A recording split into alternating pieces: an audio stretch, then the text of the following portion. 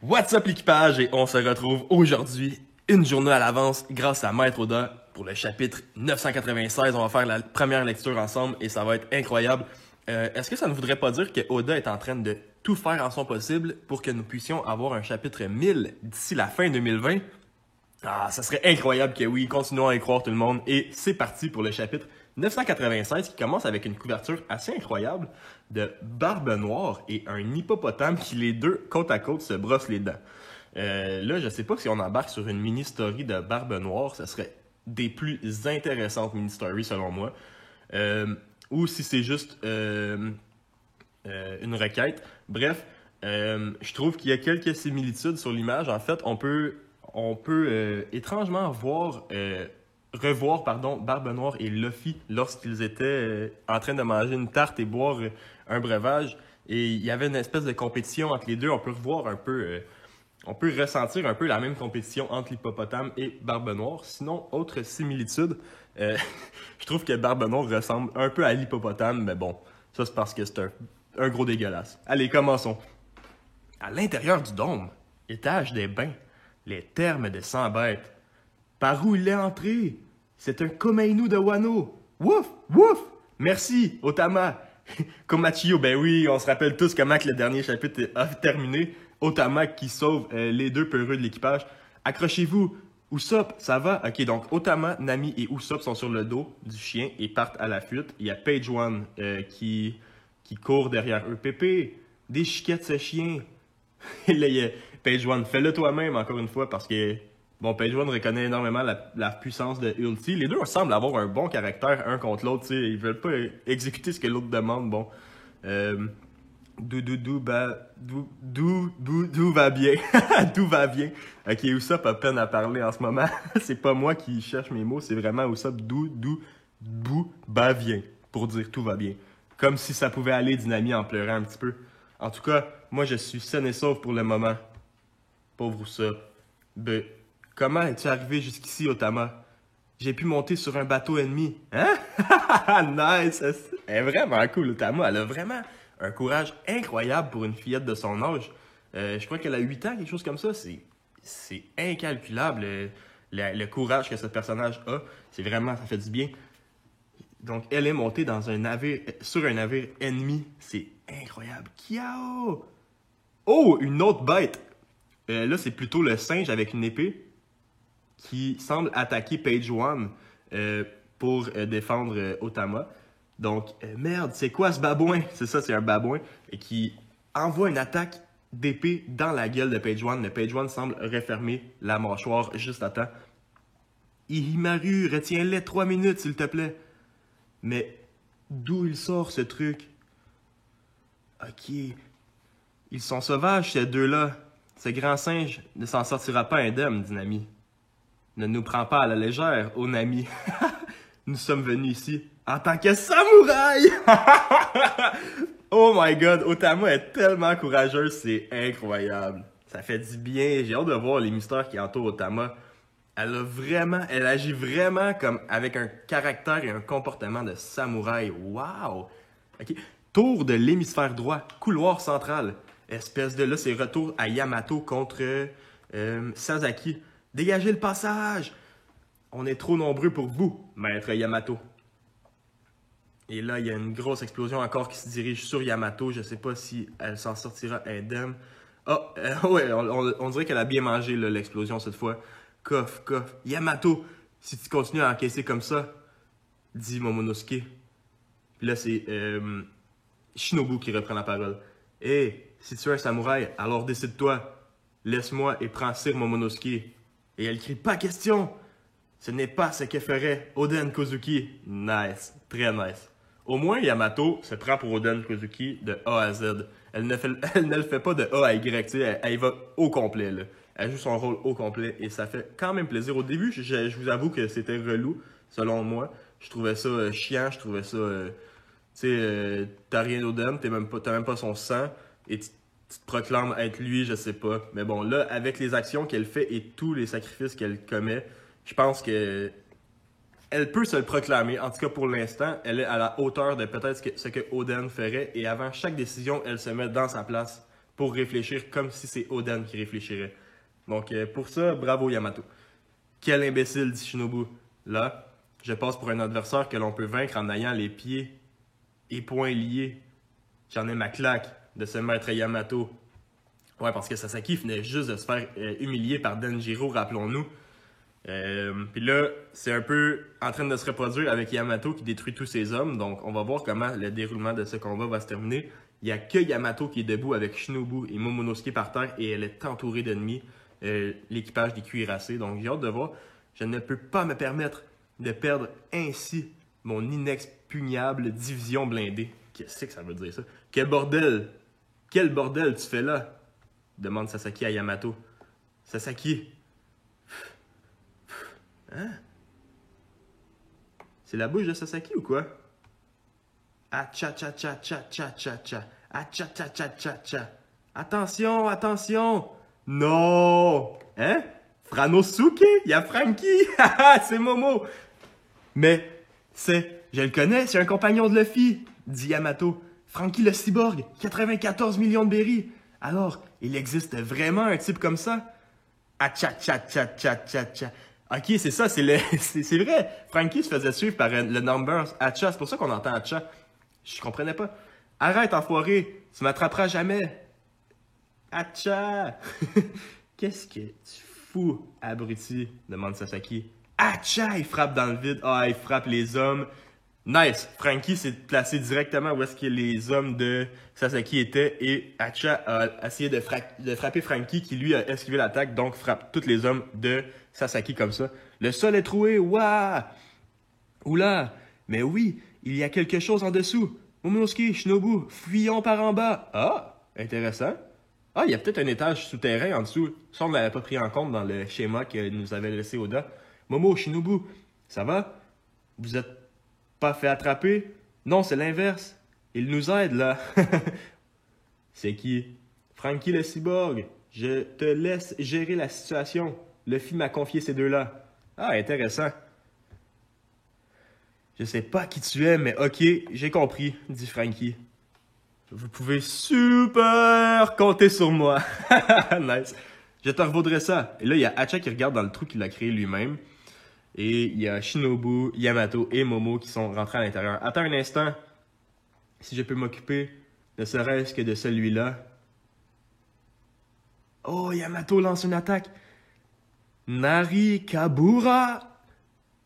Ouh, une attaque qui semble transpercer le menton du Numbers, Hacha. Je sais pas trop, j'ai hâte de le voir en animé cette attaque, mais bon, Hacha semble au tapis suite à l'attaque, mais c'était qui lui? Mais c'était qui? Ah non! Là, il y a Sasaki qui craint un peu. Ne traînez pas, descendez par le trou et poursuivez-les. Momonosuke-kun! Et là, il y a Yamato qui prend la flûte avec les deux. Hé, Yamato a pris Momonosuke et s'est enfui au niveau inférieur. Donc c'est ça. Vous devez rester en vie.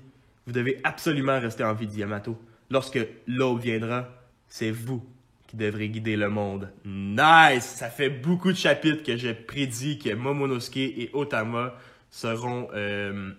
comment je pourrais dire ça? C'est la face protectrice de Wano. C'est eux qui vont prendre Wano Kuni après la guerre sous leurs mains. Et je les trouvais beaucoup trop jeunes pour accomplir cela. Mais avec Shinobu, ça amène toute la sagesse qui manque au duo de jeunesse. Donc c'est incroyable. J'espère vraiment que ça va se terminer comme ça, que c'est le fils d'Oden Kozuki et Otama qui prennent la relève ensemble. Deux de la même génération qui vont grandir, qui vont améliorer le pays et qui vont vivre vraiment pour le bien des citoyens cette fois. Et non comme Orochi. Prochaine page, à l'intérieur du château. Oh! Trafalgar Law, enfin! Hein? Oh! On a le narrateur qui nous parle. Les porteurs du dé sont appelés les ennemis naturels de Dieu. Pardon, c'est pas le narrateur qui parle, c'est Corazon. C'est là qui se rappelle Corazon de lui parler. Et ils sont appelés les ennemis naturels de Dieu. Mon nom véritable est... Oh! Trafalgar dit Waterloo, un nom secret? Exactement. Et là, Trafalgar là vient juste de défaire un ennemi et se retrouve vis-à-vis un poneglyphe. Il est seul à seul devant ce poneglyphe. Quelle surprise! Alors, toi aussi, tu es un dé. Et là, il se rappelle une conversation avec Robin qu'il a eue. C'est Robin qui lui demande ça. C'est parce que c'est toi que j'en parle. Merci, mais moi, non plus. Je ne comprends pas tout. Ça n'intéresse pas Luffy, mais moi, ce dé m'intrigue de plus en plus. On n'a pas d'autre choix que de suivre les stèles rouges, c'est ça? On dirait bien, en d'autres termes, il faut vaincre les Yonko, car en ce moment, c'est eux qui les détiennent. Donc là, tout porte à croire que c'est un road poneglyph. Par contre, là, le chapitre est en noir et blanc, donc on ne le sait pas. Je doute qu'il nous les donne comme cela. Ça serait pas ça? C'est une stèle rouge. Oui, c'est ça, Trafalgar Law vient juste de trouver le road poneglyph de Kaido.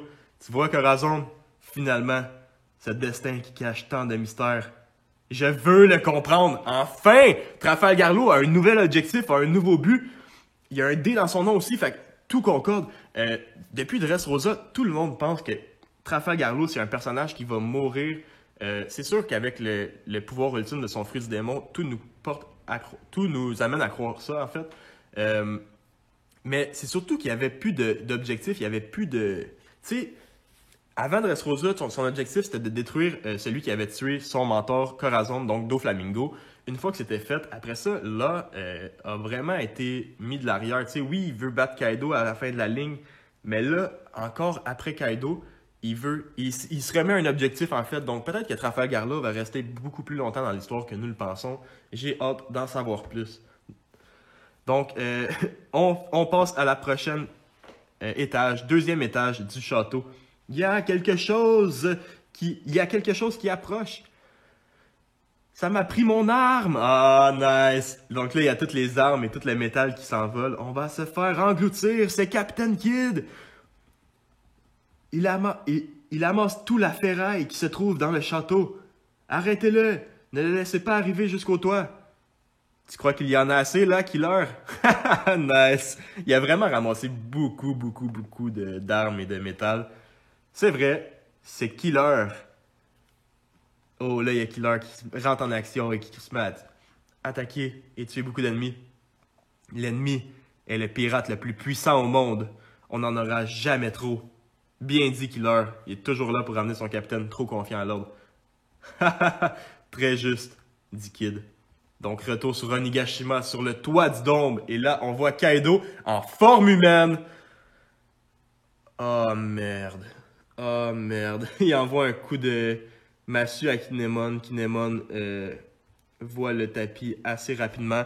Par contre, derrière, il y a Kanjuro qui attaque. Il transperce... pas Kanjuro, par contre, je suis affreusement désolé. Denjiro qui, de côté... Pendant que Kaido envoie cette attaque à Kinemon, transperce encore une fois le corps de Kinemon, et ce... Voyons donc, le corps de Kinemon. Le corps de Kaido, et ce, sans être transformé en dragon. Donc, on sait que la résistance de Kaido est nettement supérieure quand il est en forme humaine. Voilà, Denjiro a su le transpercer. Oh! Rapidement, attendez. Là, on voit juste les habits des fourreaux rouges, mais là, rapidement, il y a Raizo, il y a... je sais pas qui, en fait, avec leurs habits. Je vais attendre de voir la prochaine page. Merde, on revient à Big Mom directement. Ok, donc là, on n'a pas vu grand-chose de l'affrontement avec Kaido. Tout ce qu'on voit, c'est que, bon, les fourreaux rouges commencent à tomber tranquillement. C'est plus juste Kaido qui prend les coups. Et là, il y a Big Mom qui arrive à toute vitesse. Voilà, Big Mom qui revient! Ah non, vers Robin, vers Frankie, Scratchman, Zoro et X-Drake. Vous en faites pas. Tout ce qui m'intéresse, c'est ce qui se passe là-haut, avec Kaido. Ah, bon, ben ça confirme encore une fois mon idée que Big Mom va trahir Kaido. Intérieur du château, mezzanine du premier étage, à moins qu'elle s'y dirige pour l'aider, mais ça m'étonnerait honnêtement. Suite à la discussion qu'elle a eue avec son fils aîné, Perro Spero, j'y crois pas. Donc, nous sommes encore au premier étage. Plus vite, plus vite! On en est où, là? Le deuxième étage se trouve au bout de ces escaliers. Ok, c'est Luffy, Sanji et Jinbe. Le toit au-dessus du quatrième étage. Yosh, attends-moi, Kinemon. Vous entendez pas quelque chose, les gars? Depuis le deuxième étage. Vous entendez, hein? Qu'est-ce que... Soin. C'est pas mal. Nufufu. Non, pas possible. Pas possible. Comment? Hein? Qu'est-ce qui se passe? Qu'est-ce qui se passe? Papos. Non, pas possible. J'ai aucune idée de ce qui se passe à la fin du chapitre. Une décharge, le parcours. J'ai aucune idée. La seule chose que je verrais, c'est peut-être Black Maria qui était à l'intérieur et qui faisait de la musique. Là, on semble entendre quelqu'un qui chante. Une décharge, le parcours, ça veut-tu dire que Sanji vient juste de se prendre une décharge? Peut-être une décharge amoureuse avec la voix qu'il entend? Peut-être qu'il vient d'apercevoir Black Maria et il en tombe directement amoureux? Je sais pas, c'est drôle. Fin de chapitre assez étrange, honnêtement. Je sais pas quoi en dire. Bref, si vous avez une idée peut-être sur le sujet, et merci de m'éclairer en commentaire, ça ferait super plaisir parce que là, honnêtement, je sais pas trop ce que ça veut dire la fin de ce chapitre. Mais bon, on aime ça quand ça finit sur des mystères. On aimerait ça aussi qu'il y ait un chapitre la semaine prochaine. Et comme j'ai dit plus tôt, ben, ça serait vraiment cool qu'on ait droit au chapitre 1000 avant 2020, avant la fin 2020 en fait, avant 2021. Donc, comme je vous dis à chaque semaine, je vous promets de rester jusqu'au chapitre 1000 minimum avec vous, faire des reviews. Ça me fait super plaisir de faire ça. J'aime tellement One Piece, donc ça se fait naturellement. Merci tout le monde encore de m'écouter encore aujourd'hui jusqu'à la fin de mes vidéos. Ça fait super plaisir et c'est tout votre positivisme et votre énergie qui me permettent de continuer. Donc, jamais je pourrais vous remercier assez. N'hésitez pas à venir me parler sur Picomit, les gars. Je suis toujours actif là-dessus. J'ai fait beaucoup de publications par semaine.